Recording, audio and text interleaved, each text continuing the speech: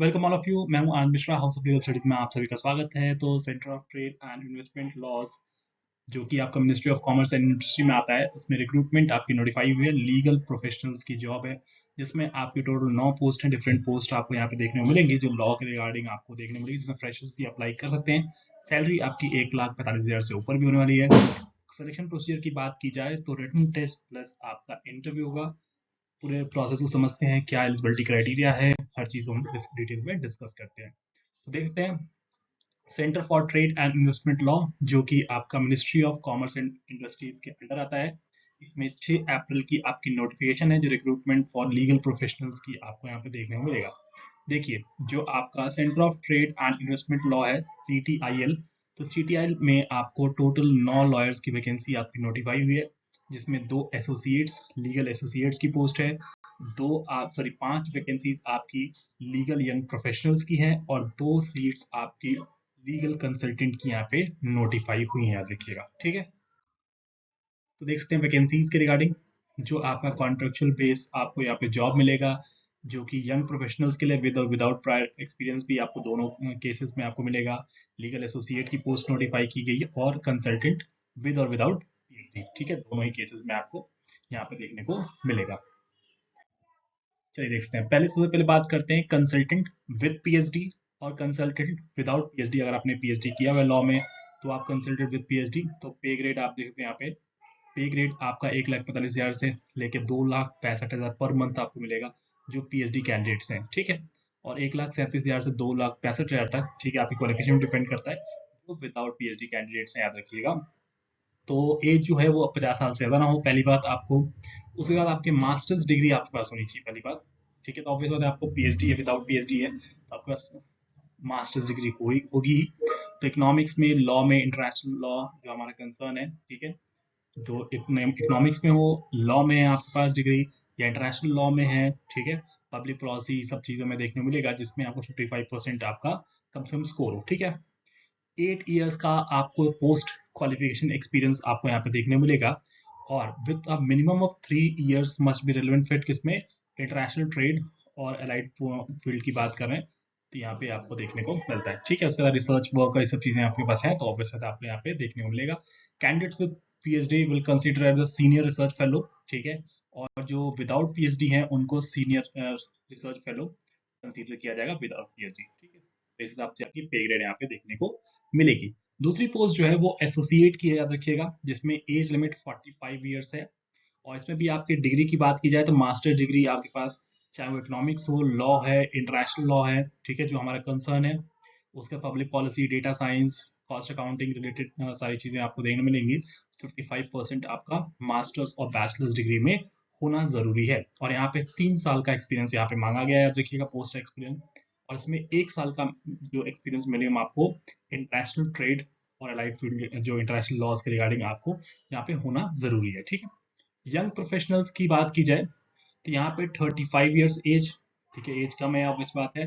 और यहाँ पे मास्टर्स डिग्री आपकी same, economics, law, international law, ठीक है, चाहे वो लॉ में हो, इंटरनेशनल लॉ में हो आपकी, ठीक है, public policies, data science, cost accounting, इन सब में 55% आपका मार्क्स क्राइटेरिया, बैचलर्स और मास्टर्स लेवल दोनों में। यहाँ पे अगर आप एलिजिबिलिटी क्राइटेरिया को देखेंगे, एलिजिबिलिटी क्राइटेरिया की बात करें, तो मिनिमम आपका 1 साल का एक्सपीरियंस यहाँ मांगा गया है, और यहाँ पे ऐसा नहीं है कि इंटरनेशनल लॉ में या इंटरनेशनल ट्रेड में ही आपका एक्सपीरियंस हो। 1 साल का एक्सपीरियंस आपके पास है। पोस्ट जो क्वालिफिकेशन की बात की जाए, तो आप एलिजिबल यहाँ पे देखने को मिलेंगे। ठीक है,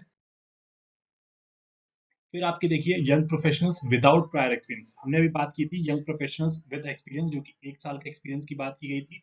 अब विदाउट एक्सपीरियंस में देखेंगे तो वहाँ पे आपको 28 ईयर्स एज लिमिट दी गई है। यहाँ पे आपके पास बैचलर्स डिग्री होनी चाहिए, या मास्टर्स डिग्री आपके पास कौन सी हो, economics, diplomacy, international relation, public policy, data science, general management, cost accounting related सारी चीजें आपको देखने को मिलेंगी। और प्लस आपकी जो यूनिवर्सिटी है या इंस्टीट्यूशन की बात की जा रही है, वो यूनिवर्सिटी इंस्टीट्यूशन देखिए, टॉप 25 जो है, national institute ranking framework, NIRF जो है, उसमें होना चाहिए, या बेसिक रेपुटेड यूनिवर्सिटी से किया हो आपने, ठीक है, जो कि टॉप 100 रैंक यूनिवर्सिटीज आपकी होंगी इसमें के, में आपको कोई भी एक्सपीरियंस रिक्वायर्ड नहीं है, फ्रेशर्स यहाँ पे अप्लाई कर सकते हैं। और यंग प्रोफेशनल्स विद एक्सपीरियंस की बात किया तो वहाँ पे आपको 1 साल का एक्सपीरियंस यहाँ पे देखने को मिलेगा।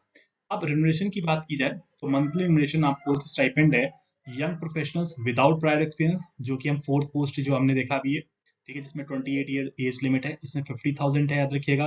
1 साल का एक्सपीरियंस मांगा गया था, 1 ईयर का एक्सपीरियंस यहाँ पे यंग प्रोफेशनल्स में, तो वहाँ पे आपको 60,000 रुपए 60,000 है। ठीक है, एसोसिएट की जब बात करी जाता है, एसोसिएट के केस में आपकी जो सैलरी होगी 80,000 से लेके 1,45,000 आपके एक्सपीरियंस पे डिपेंड करेगा। ठीक है, यहाँ पे आपका 3 ईयर का एक्सपीरियंस था। और कंसल्टेंट में आप देख सकते हैं, ठीक है, जहाँ पे आपको 7 साल से ऊपर का एक्सपीरियंस मांगा गया था। तो यहाँ पे आपकी सैलरी आपकी 1,45,000 से 2,65,000 फॉर पीएचडी कैंडिडेट्स, और विदाउट पीएचडी के लिए आप देख सकते हो 1,37,000 से 2,65,000 आपकी यहाँ पे देखने को मिलेंगे। ठीक है, तो सारी चीजें आपको रिम्यूनरेशन आपका ऑब्वियस बात है बेस्ड किस पे होगा, कैंडिडेट्स के ईयर एक्सपीरियंस पे, जो लास्ट पे आपने कंसीडर की है, जो सिलेक्शन कमेटी है, वो सारी चीजें आपको देख के कंसीडर किया जाएगा।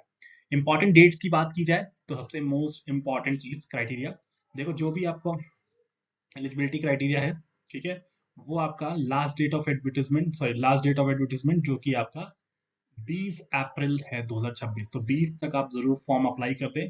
ठीक है, लिंक आपको एडवर्टीजमेंट मिल जाएगा, नोटिफिकेशन का लिंक जो बेसिक मैं डिस्क्रिप्शन बॉक्स में मेंशन कर दूं, वहां से आप लोग डायरेक्टली गूगल फॉर्म भर सकते हैं। ठीक है, तो देख सकते हैं यंग प्रोफेशनल्स विदाउट एक्सपीरियंस के लिए अलग लिंक है आपका, यंग प्रोफेशनल विद एक्सपीरियंस के लिए अलग लिंक दिया गया, एसोसिएट के लिए अलग है, कंसल्टेंट विदाउट पीएचडी और कंसल्टेंट विद पीएचडी सबके लिए आपको यहाँ पे अलग अलग दिया गया कॉन्सेप्ट। ठीक है, तो जो एप्लीकेशन रिसीव होंगे उस पर शॉर्टलिस्ट कैंडिडेट्स को बुलाया जाएगा सेकंड राउंड के लिए। ठीक है, देखो, तो एप्लीकेशन का बेसिस ही जो एप्लीकेशन है उसके बेसिस को फर्स्ट राउंड माना गया है।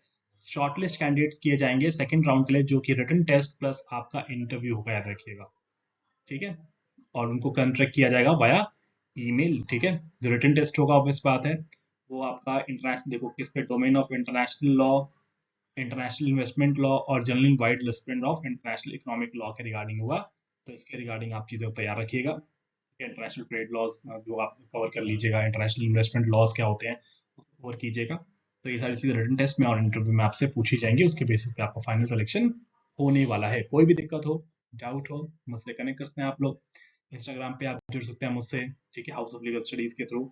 आप यूट्यूब चैनल को सब्सक्राइब कर सकते हैं, कमेंट सेक्शन में कमेंट करके पूछ सकते हैं, कोई भी दिक्कत हो कांटेक्ट कर सकते हैं आप लोग डायरेक्टली मुझे, या आप